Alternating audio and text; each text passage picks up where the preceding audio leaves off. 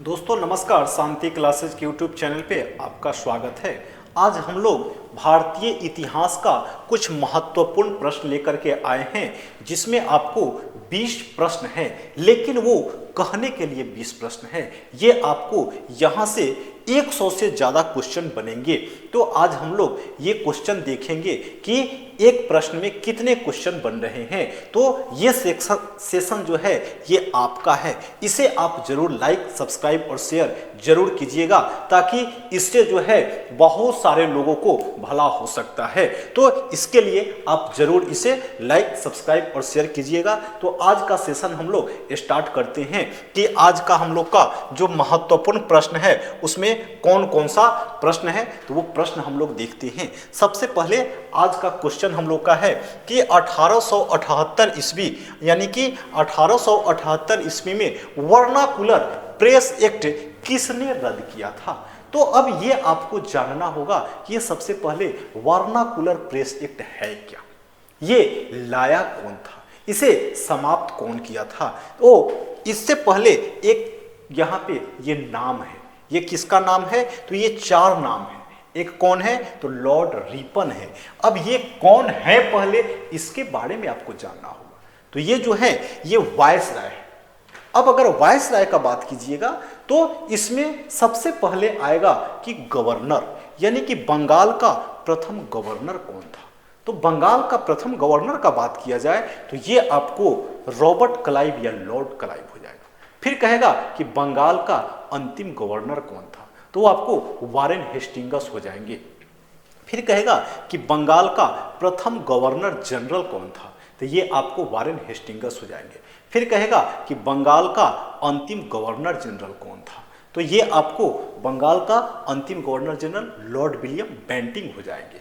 फिर आपको कहेगा कि भारत का प्रथम गवर्नर जनरल कौन था, तो ये आपको लॉर्ड विलियम बेंटिंग हो जाएंगे। फिर कहेगा कि भारत का अंतिम गवर्नर जनरल कौन था, तो ये आपको लॉर्ड कैनिंग हो जाएगा।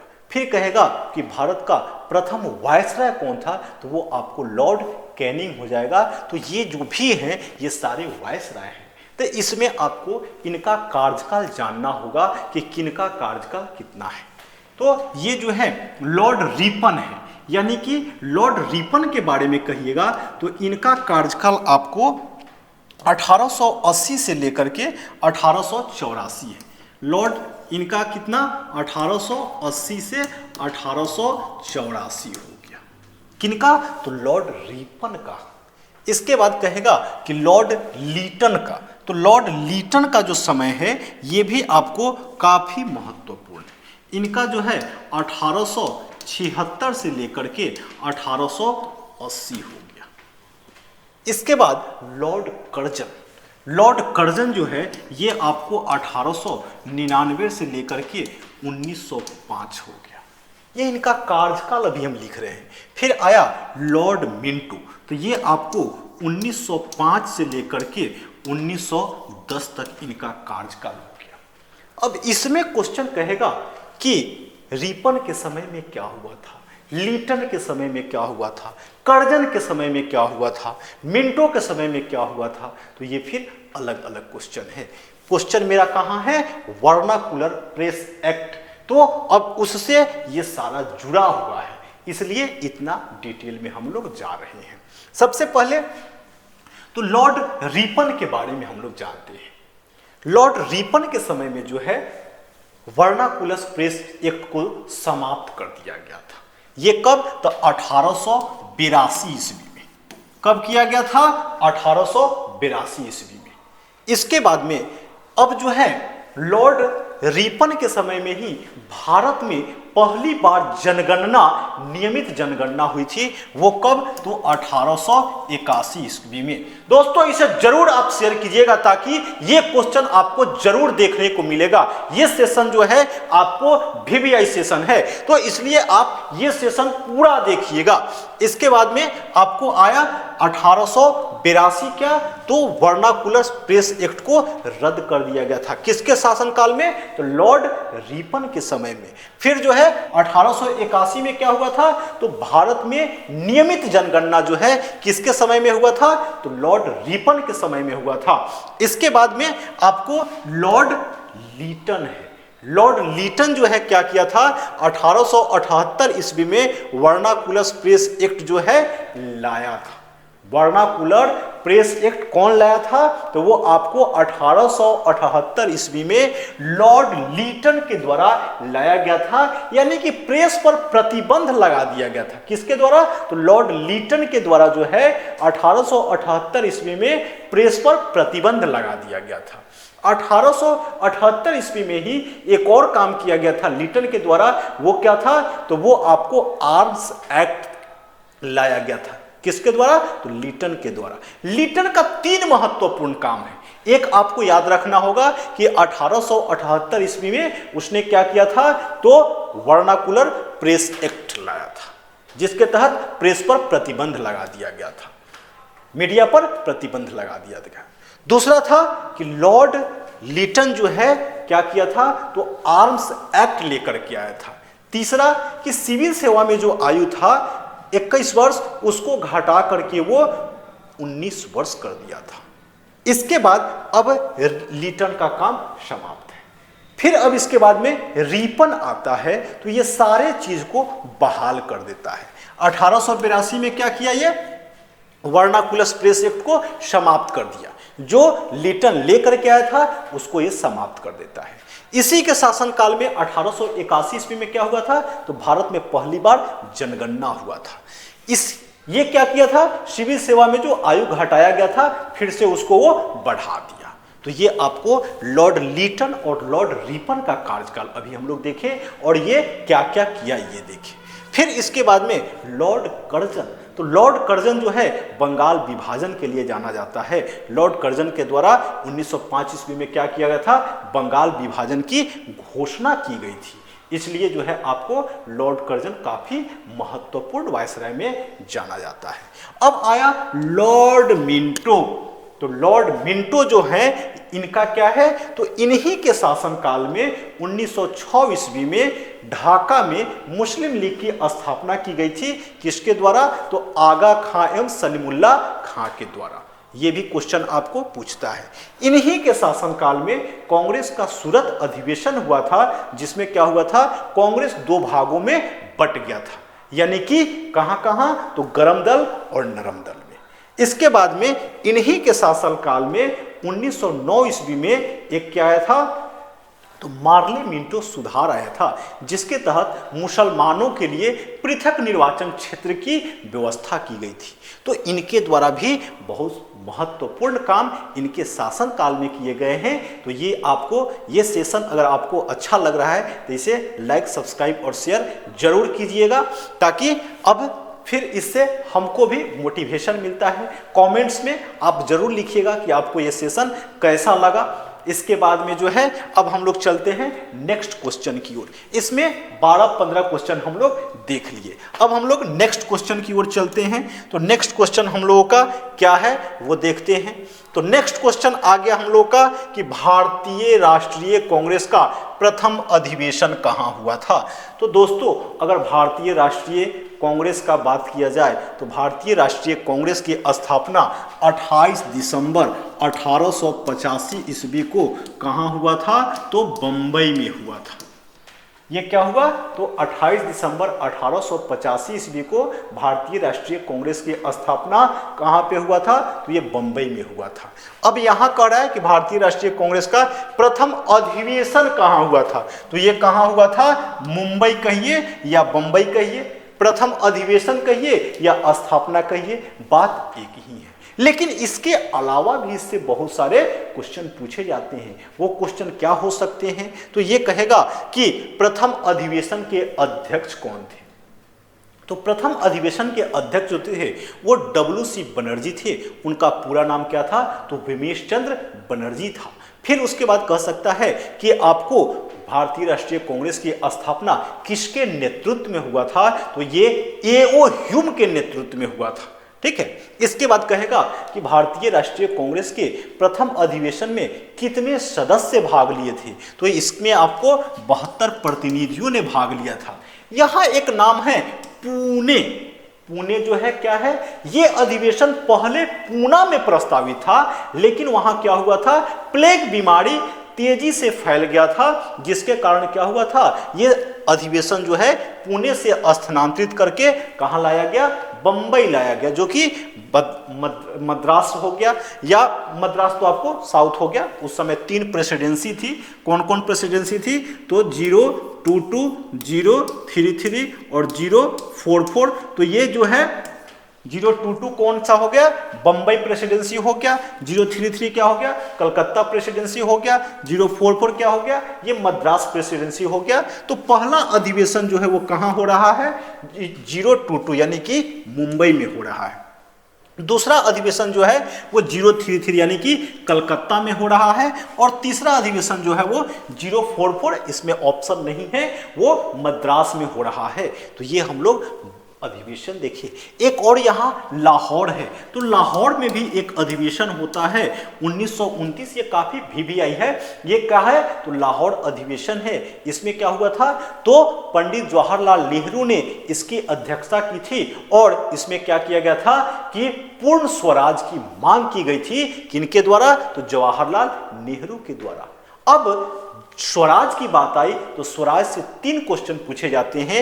एक क्या, तो 1906 ईस्वी में कि स्वराज की मांग कब की गई थी, तो कलकत्ता अधिवेशन की अध्यक्षता करते हुए दादा भाई नौरोजी ने स्वराज की मांग की थी 1906 में।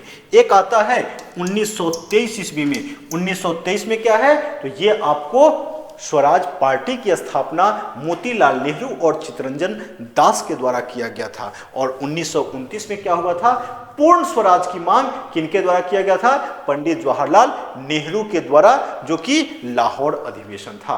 तो दोस्तों, ये वीडियो आपको अच्छा लग रहा है तो इसे लाइक, सब्सक्राइब, शेयर जरूर करें, और कमेंट्स में ही जरूर बताएं कि आपको ये सेशन कैसा लग रहा है। अभी तो हम लोग स्टार्ट ही किए हैं, आज हम लोग थोड़ा इसको लंबा लेकर के चलेंगे। फिर इसके बाद में तीसरा क्वेश्चन देखते हैं कि क्या है। तो तीसरा क्वेश्चन आपका है कि पुणे समझौता पर हस्ताक्षर किसने किए थे। तो अब ये जो है आपको पूना समझौता है। पूना समझौता जो है ये आपको गांधी जी और अंबेडकर साहब के बीच में हुआ था, यानी कि महात्मा गांधी और भीमराव अंबेडकर के बीच में जो है पूना समझौता हुआ था। तो जब महात्मा गांधी का नाम नहीं है तो फिर महात्मा गांधी और अंबेडकर के बीच में समझौता हुआ था, तो बस हो गया कि अंबेडकर साहब इस पे साइन किए होंगे, ताकि ये तो 2 आदमी के बीच का ही समझौता था, तो इसलिए तीसरे का कहीं इसमें कोई जगह बनता नहीं है। तो इसलिए इसमें आंसर क्या हो जाएगा आपका, तो भीमराव अंबेडकर हो जाएंगे। इसके बाद में नेक्स्ट क्वेश्चन हम लोग देखते हैं कि सुभाष चंद्र बोस ने आजाद हिंद फौज की कमान कब संभाली थी। तो ये अगर बात किया जाए सुभाष चंद्र बोस का, तो सुभाष चंद्र बोस आपको 1943 ईस्वी में किसका, तो आजाद हिंद फौज का माने कमांड संभाले हुए थे। अगर आजाद हिंद फौज से बात किया जाए कि इसकी स्थापना कब हुई थी, तो ये आपको 1942 ईस्वी में आजाद हिंद फौज की स्थापना की गई थी। लेकिन यहाँ क्वेश्चन कह रहा है कि सुभाष चंद्र बोस ने इसकी कमान कब संभाली थी, तो ये आप याद रखिएगा 1943 ईस्वी में। इसके बाद नेक्स्ट क्वेश्चन हम लोग देखते हैं कि नेक्स्ट क्वेश्चन हम लोगों का क्या है। तो नेक्स्ट क्वेश्चन हम लोग का है कि यंग इंडिया नामक समाचार पत्र का संपादन किया था, यानी कि यंग इंडिया के संस्थापक कौन है, तो संपादक इसके हो गए आप महात्मा गांधी। यंग इंडिया किनकी पुस्तक है, तो महात्मा गांधी की। लेकिन इसके साथ साथ और भी बहुत सारे नाम यहाँ पे हैं, तो उनके द्वारा भी जो पुस्तक लिखा गया है उसके बारे में हम लोग देखते हैं। तो इसमें जो है आपको महात्मा गांधी के द्वारा क्या हो गया, यंग इंडिया लिखा गया है।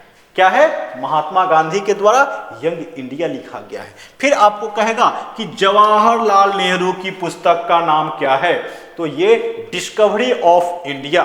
डिस्कवरी ऑफ इंडिया किनकी पुस्तक है? तो जवाहरलाल नेहरू की। ये आप रट लीजिए कि डिस्कवरी ऑफ इंडिया किनकी पुस्तक है? तो जवाहरलाल नेहरू की। यंग इंडिया किनकी पुस्तक है? तो महात्मा गांधी की। इसके बाद में कहेगा कि दादा भाई नौरोजी, तो दादा भाई नौरोजी के द्वारा भी बहुत सारे पुस्तक लिखे गए हैं, लेकिन आपको पॉवर्टी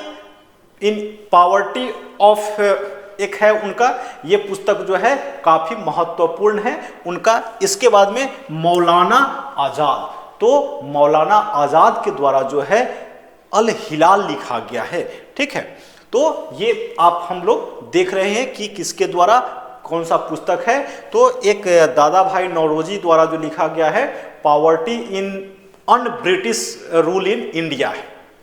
तो ये आपको बहुत महत्वपूर्ण है कि किसके द्वारा कौन सी पुस्तक लिखी गई है। तो यंग इंडिया जो है किसके द्वारा लिखा गया है? तो ये महात्मा गांधी के द्वारा लिखा गया है। डिस्कवरी, तो ये पंडित जवाहरलाल नेहरू के द्वारा लिखा गया है। इसके बाद आते हैं नेक्स्ट क्वेश्चन पे। तो ये अब आपको आ गया गोलमेज। किस गोलमेज सम्मेलन में गांधी जी ने पहली बार भाग लिया था? तो अब सबसे पहले ये जानिए कि भाई ये गोलमेज कब हुआ था। तो गोलमेज सम्मेलन की अगर बात की जाए तो 3 गोलमेज सम्मेलन हुआ था। प्रथम गोलमेज सम्मेलन, तो 3 गोलमेज सम्मेलन है। अगर प्रथम गोलमेज सम्मेलन का बात कीजिएगा तो वो आपको 12 नवंबर 1930 ईस्वी को हुआ था। प्रथम गोलमेज सम्मेलन कब हुआ था? तो 12 नवंबर 1930 ईस्वी को हुआ था। इसके बाद कह रहा है कि द्वितीय गोलमेज सम्मेलन, तो ये आपको 7 सितंबर 1931 ईस्वी को हुआ था। तीसरा कह रहा है, तो तीसरा जो है आपको 17 नवंबर 1932 ईस्वी को हुआ था। तो ये 3 गोलमेज सम्मेलन हुए हैं। गोलमेज सम्मेलन का मतलब हो गया राउंड टेबल। ये तीनों गोलमेज सम्मेलन जो है कहां हुए थे? तो ये लंदन में हुए थे। अब कहेगा कि गांधी जी किस गोलमेज सम्मेलन में भाग लिए थे? तो गांधी जी दूसरा गोलमेज सम्मेलन जो था, इसमें क्या हुआ था? गांधी इरविन समझौता हुआ था। उसके बाद जो है गांधी जी दूसरे गोलमेज सम्मेलन में भाग लिए थे। गांधी इरविन समझौता कब हुआ था? तो वो भी 1931 ईस्वी में हुआ था। और गांधी जी उसी के बाद जो है दूसरा गोलमेज सम्मेलन में भाग लिए थे। तीनों गोलमेज सम्मेलन कहां हुआ था? तो लंदन में हुआ था। उस समय ब्रिटेन के प्रधानमंत्री कौन थे? तो मैकडोनाल्ड। ब्रिटेन के प्रधानमंत्री कौन थे? तो वो मैकडोनाल्ड हो जाएंगे। इसके बाद में तीसरा गोलमेज सम्मेलन कब हुआ था? तो 17 नवंबर 1932 ईस्वी को। इसके बाद में पहला गोलमेज सम्मेलन तो 12 नवंबर 1930 ईस्वी को। तो ये आपको याद रखना होगा कि 1930 में पहला गोलमेज, 1931 में दूसरा गोलमेज और 1932 में तीसरा गोलमेज सम्मेलन हुआ था। और गांधी जी किस में भाग लिए थे? तो वो दूसरे गोलमेज सम्मेलन में भाग लिए थे। एकमात्र वैसे नेता हैं जो कि भीमराव अंबेडकर, वो तीनों गोलमेज सम्मेलन में भाग लिए हुए थे। तो ये आपको अगला क्वेश्चन हम लोग देखते हैं कि नेक्स्ट क्वेश्चन हम लोगों का क्या है। तो नेक्स्ट क्वेश्चन हम लोगों का है कि भारत में राष्ट्रीय आंदोलन के विकास में निम्नलिखित में से किस पुस्तक का संबंध रहा है? तो अगर ये बात किया जाए तो ये आनंद मठ का इसमें बहुत बड़ा सहयोग रहा है। आनंद मठ जो है बंकिम चंद्र चटर्जी के द्वारा लिखा गया है, या बंकिम चंद्र चट्टोपाध्याय भी कह सकते हैं। इन्हीं के द्वारा एक पुस्तक लिखा गया है जिसका नाम क्या है? आनंद मठ। भारत का जो है एक क्या है? राष्ट्रीय गीत है और एक राष्ट्रगान है। तो राष्ट्रीय गीत जो है वो कहां से लिया गया है? तो आनंद मठ से ही लिया गया है। ये आपको किनके द्वारा लिखा गया है? तो बंकिम चंद्र चट्टोपाध्याय या बंकिम चंद्र चटर्जी के द्वारा लिखा गया है। तो ये पुस्तक जो है भारतीय राष्ट्रीय आंदोलन के विकास में महत्वपूर्ण योगदान है इनका। इसके बाद में आते हैं, अब आ गया, अभी जस्ट वहां हम लोग चर्चा कर रहे थे राष्ट्रीय गीत और राष्ट्रगान के बारे में। तो वहां राष्ट्रीय गीत था और यहां आपको राष्ट्रगान के बारे में चर्चा आ गया। यहां क्या है? जन गण मन पहली बार किस अवसर पर गाया गया था? तो ये अगर बात किया जाए तो यहाँ पर आपको किस अवसर पर कह रहा है, तो ये आपको भारतीय राष्ट्रीय कांग्रेस का 1911 ईस्वी का कलकत्ता अधिवेशन था। इसमें क्या हुआ था, तो जनगण मन पहली बार गाया गया था।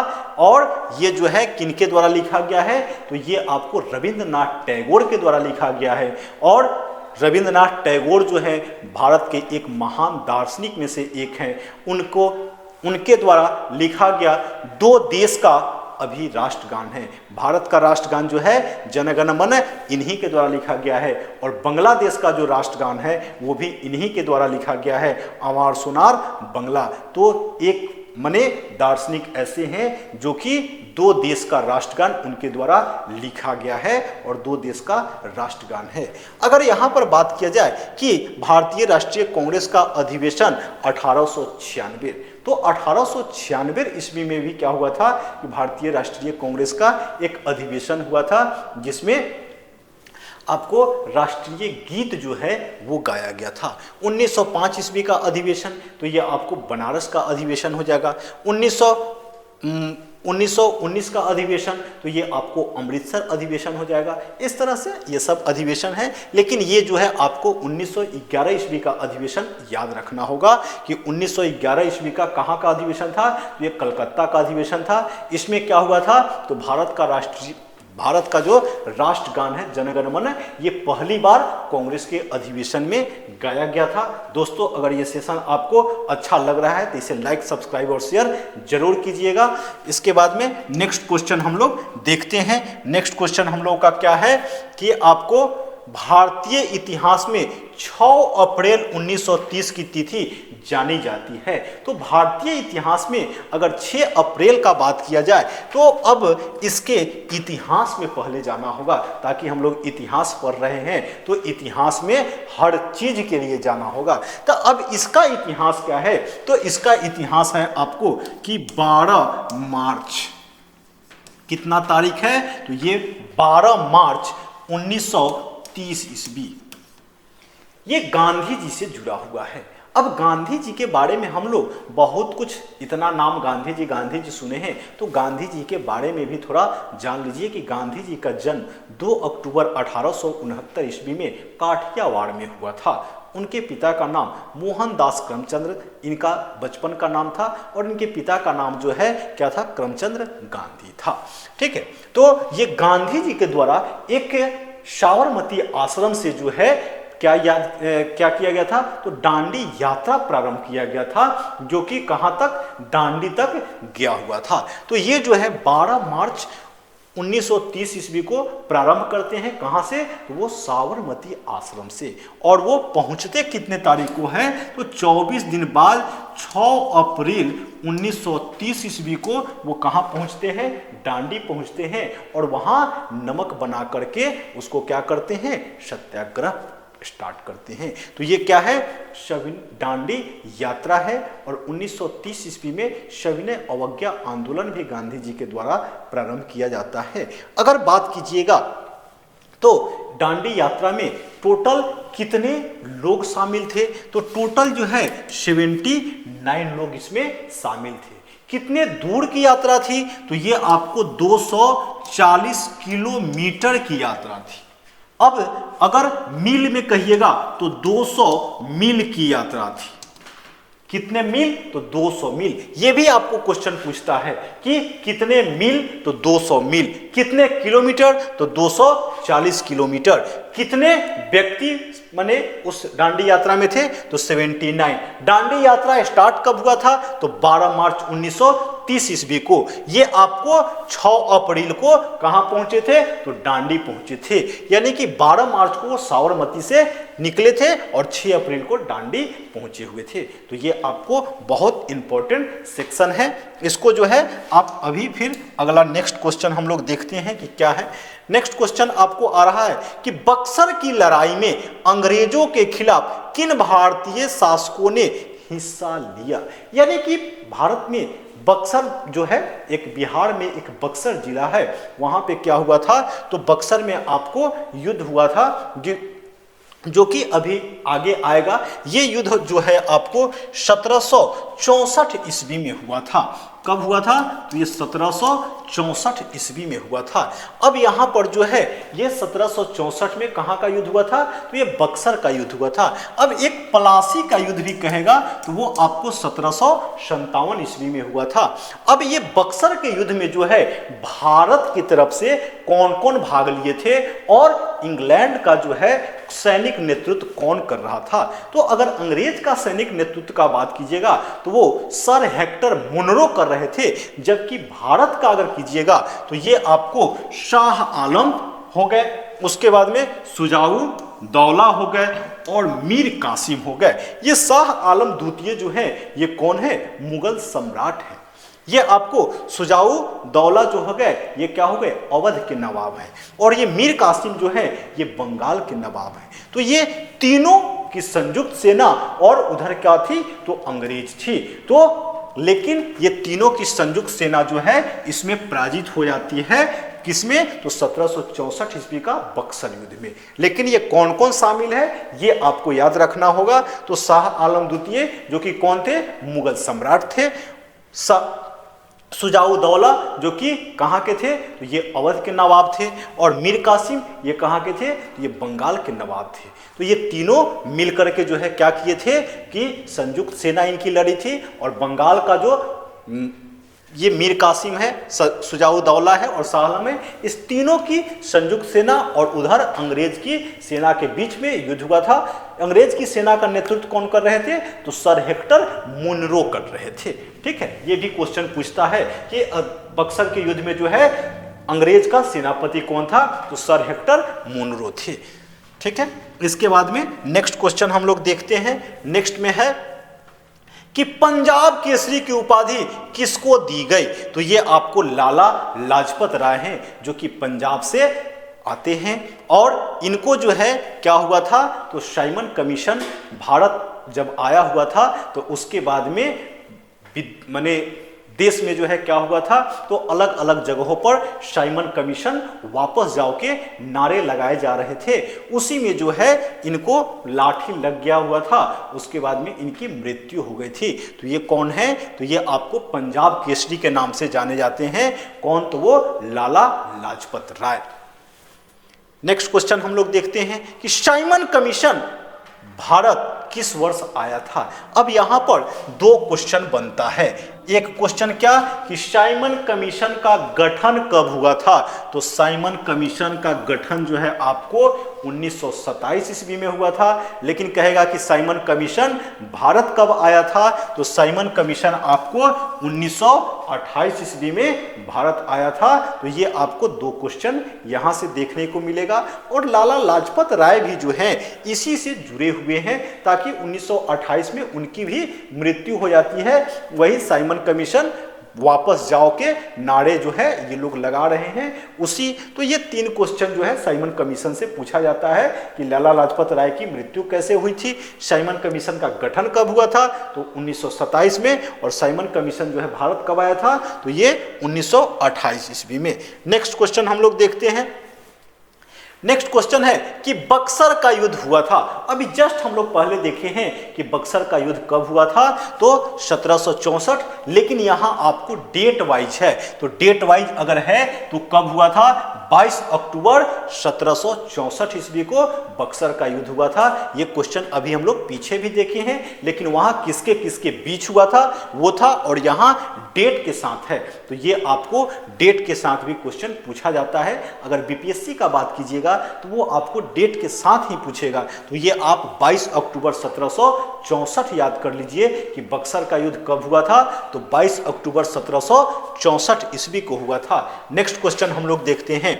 नेक्स्ट क्वेश्चन है कि जालियांवाला बाग हत्याकांड कब हुआ था? तो ये जालियांवाला बाग हत्याकांड भी काफी महत्वपूर्ण है और इसका भी आपको डेट याद रखना होगा, ताकि इसका भी डेट से क्वेश्चन पूछा जाता है। अब जो है ये जालियांवाला बाग हत्याकांड है क्या, इसके बारे में हम लोग पहले जानेंगे। तो एक रॉलेट एक्ट जो है कानून आया था भारत में। इसके तहत क्या था कि किसी भी व्यक्ति को गिरफ्तार करके जेल में डाल दो। अब जो है किसी को गिरफ्तार करके जेल में डाल दीजिएगा तो ये क्या होगा, अनैतिक हो गया। तो इसी के विरोध में जो है बहुत सारे लोग विरोध कर रहे थे, तो जिसमें आपको डॉक्टर सतपाल और सैफुद्दीन किचली को गिरफ्तार करके जेल में डाल दिया गया था। इसे काला कानून भी बोला गया है, अंधा कानून भी बोला गया है। किसको, रॉलेट एक्ट को। तो इसी के विरोध में जो है वो दोनों आदमी को जेल में डाल दिया गया था, जिसके कारण भारत में विद्रोह हो रहा था। और एक घटना है कितने तारीख की, तो वो आपको 13 अप्रैल 1919 ईस्वी को, 13 अप्रैल 1919 को क्या हुआ था कि अमृतसर में एक जालियावाला बाग माने जगह था जालियावाला, वहां पर क्या हुआ कि उसमें रास्ता जो है गेट एक ही था और मीटिंग अंदर हो रहा था। उसमें जनरल डायर आया और क्या किया, गेट पे खड़ा होकर के अंधाधुंध गोली चलाने लगा। तो उसमें क्या हुआ कि बहुत सारे लोगों की मृत्यु हो गई थी। तो इसलिए इसे जालियावाला बाग हत्याकांड के नाम से जानते हैं। लेकिन वो लाया क्यों गया था, ये माने रॉलेट एक्ट जो आया था उसी के विरोध में ये लोग विरोध प्रदर्शन कर रहे थे। तो ये डेट आपको याद रखना होगा, कब, तो 13 अप्रैल 1919 ईस्वी को जालियावाला बाग हत्याकांड हुआ था। इसके बाद नेक्स्ट क्वेश्चन हम लोग देखते हैं। नेक्स्ट क्वेश्चन क्या है, नेक्स्ट है कि राम मोहन राय को, यानी कि यहां पे राजा नहीं लगा हुआ है, इनका पूरा नाम कहिएगा तो क्या है, राजा राम मोहन राय। तो यहां है कि राम मोहन राय को राजा की उपाधि किसके द्वारा प्रदान की गई, तो ये आपको अकबर द्वितीय के द्वारा किया गया था। राजा राम मोहन राय को राजा की उपाधि किसके द्वारा दिया गया था, तो वो अकबर द्वितीय के द्वारा दिया गया था। एक यहाँ पर भी विलियम बेंटिक है, जो कि हम लोग अभी देख रहे थे गवर्नर जनरल में कि भारत के प्रथम गवर्नर जनरल कौन है, तो वो लॉर्ड विलियम बेंटिक है। तो विलियम बेंटिक के सहयोग से सती प्रथा को जो है समाप्त किसके द्वारा किया गया था, तो राजा राम मोहन राय के द्वारा किया गया था। लेकिन राजा की उपाधि यहां कह रहा है कि राजा की उपाधि किसके द्वारा दी गई थी, तो राजा की उपाधि जो है राजा यानी कि राजा राम मोहन राय को अकबर द्वितीय के द्वारा दी गई थी। अब नेक्स्ट क्वेश्चन हम लोग देखते हैं। नेक्स्ट क्वेश्चन है कि स्वामी विवेकानंद ने, अब यहां पर नाम आया स्वामी विवेकानंद, यानी कि युवाओं के धड़कन, वो है कौन, तो वो स्वामी विवेकानंद है। स्वामी विवेकानंद के बारे में अब थोड़ा सा हम लोग जानते हैं, उसके बाद इस क्वेश्चन का आंसर देंगे। यहां पर क्या है कि स्वामी विवेकानंद ने रामकृष्ण मिशन की स्थापना किस वर्ष की थी, तो रामकृष्ण मिशन की स्थापना तो ये 1897 में कर रहे हैं, ये आपका आंसर हो जाएगा। लेकिन अब इससे पहले थोड़ा सा आप स्वामी विवेकानंद के बारे में जान लीजिए। स्वामी विवेकानंद का जन्म 12 जनवरी यानी कि कितने तारीख को, 12 जनवरी 1863 ईस्वी को कहाँ हुआ था, तो कलकत्ता में हुआ था। इसके बाद में इनकी मृत्यु जो है वो 1904 ईस्वी में होती है। और इस बीच में बहुत सारे घटनाक्रम है, अगर ये वीडियो आपको देखना होगा तो स्वामी विवेकानंद का जो है जीवनी हम पढ़ाए हुए हैं, प्लेलिस्ट में जाकर के आप देख सकते हैं। लेकिन 12 जनवरी 1863 को इनका जन्म हुआ था। अब जो है ये 1897 में क्या किए थे, तो रामकृष्ण मिशन की स्थापना किए थे। अब जो है ये 1898 ईस्वी में भी एक काम करते हैं, और वो काम क्या है इनका, 1898 बेलूर मठ की स्थापना करते हैं। क्या चीज, 1898 में बेलूर मठ की स्थापना करते हैं। 1897 में रामकृष्ण जो इनके गुरु थे, रामकृष्ण मिशन के नाम जो है ये अपने गुरु के नाम पे रखे हुए हैं। अब इसके बाद में हम लोग नेक्स्ट क्वेश्चन देखते हैं। नेक्स्ट क्वेश्चन हो जाएगा आपका, अंग्रेजों के विरुद्ध भारत छोड़ो आंदोलन की घोषणा किस वर्ष की गई, तो भारत छोड़ो आंदोलन जो है ये आपको 1942 ईस्वी में गांधी जी के द्वारा प्रारंभ किया गया था। और इसी समय गांधी जी ने नारा दिया था कि करो या मरो का नारा। ये आपसे क्वेश्चन कहता है कि करो या मरो का नारा किसने दिया था, तो ये गांधी जी ने दिया था। और कब दिया था? तो ये आपको 1942 ईस्वी में। और कब? तो भारत छोड़ो आंदोलन जब चल रहा था तब दिया था। नेक्स्ट क्वेश्चन देखते हैं। नेक्स्ट क्वेश्चन जो है कि संथाल विद्रोह के नेता कौन थे? तो संथाल विद्रोह के नेता जो है आपको सिद्धू और कान्हू थे। ये आपको 1855 और 1856 ईस्वी में प्रारंभ हुआ था। तो ये आपको संथाल विद्रोह से भी बहुत सारे क्वेश्चन देखने को मिलेंगे। तो संथाल विद्रोह के संस्थापक कौन थे, यानी कि संथाल विद्रोह के नेता कौन थे? तो ये आपको सिद्धू और कान्हू थे, और ये जो है 1855-56 ईस्वी में हुआ था। इसके बाद नेक्स्ट क्वेश्चन देखते हैं। नेक्स्ट क्या हो गया कि 1857 के विद्रोह का नेतृत्व बिहार में किसने किया था? तो अब ये 1857 जो है इसको थोड़ा सा आपको जानना होगा कि 1857 क्या है। तो 1857 की क्रांति की अगर बात किया जाएगा तो 1800 दिसंबर 1856, ये थोड़ा सा आपको 1857 के क्रांति के बारे में जानना होगा, उसका इतिहास जानना होगा, तब इस पर हम लोग आएंगे। दिसंबर 1856 ईस्वी में क्या हुआ था? एक नई इनफील्ड राइफल आई थी, जो कि पुरानी जो बंदूक थी ब्राउन वाश के जगह पर क्या आया था? तो वो इनफील्ड राइफल आया था। इसके बाद में इसकी जो है अफवाहें चली कि इसमें जो है कारतूस डाला जाता है। वो क्या है? तो वो गाय और सुअर के चर्बी के लेप का है, जो कि गाय हिंदू में वर्जित है और सुअर जो है मुसलमान में वर्जित है।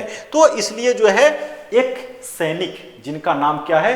मंगल पांडे, यानी कि मंगल पांडे जो है 29 मार्च को क्या कर देते हैं? 29 मार्च 1857 को वो विद्रोह कर देते हैं और वो अपने सीनियर को जो है क्या करते हैं? गोली मार देते हैं। उसके बाद उनको कैद कर लिया जाता है और जेल में डाल दिया जाता है, और फास्ट ट्रैक चला करके 8 अप्रैल को जो है उनको क्या कर दिया जाता है?